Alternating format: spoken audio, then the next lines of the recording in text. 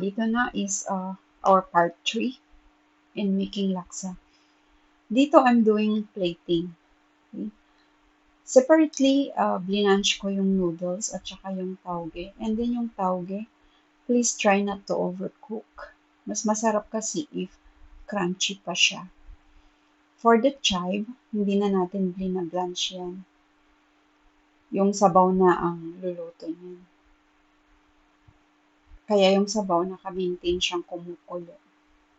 So, ayan, sa pagpa-plating, kailangan talaga na, syempre, gandahan din natin, di ba? Because plating, when it comes to food, it really matters. Pag maganda kasi yung pagka-arrange doon sa plate, mas maiinganyo ka rin na tikman yung food, di ba? So, ito siya yung, tapos yung itlog or the egg, it's up to you. How do you want to cut them? How you prefer to cut is all up to you. So here, I'm also putting the chopped laksa leaves. Kailangan mong i-chop yung laksa leaves eh. Kasi pangit pagkabuo. I don't know how to explain. It's just that, yeah, you really need to chop the laksa leaves. And then here, as you can see, naglalagay ako ng extra chili paste dito sa isang bowl because one of us prefer more spicy than the rest of us. Tsaka may senior tayong kakain and ayaw niya ng maanghang. And for the siham, reminder also na pag nagawa niyo ito ng earlier, kasi I have removed the shell.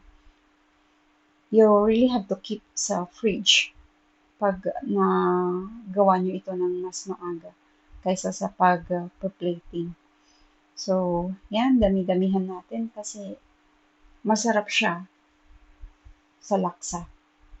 And hinahanap talaga yan ng mga amo ko. Every time nagagawa kami ng laksa, hindi pwedeng mawala yan. Siham na yan. So, right now, we're gonna put 2 pieces of taupo sa bawat bowl. At saka, damihan natin din yung sabaw. Because yung sabaw, nandiyan yung lasa.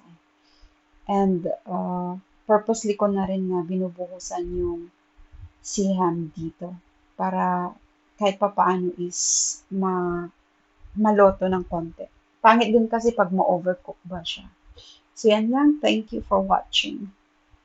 Please, thumbs up. Thank you.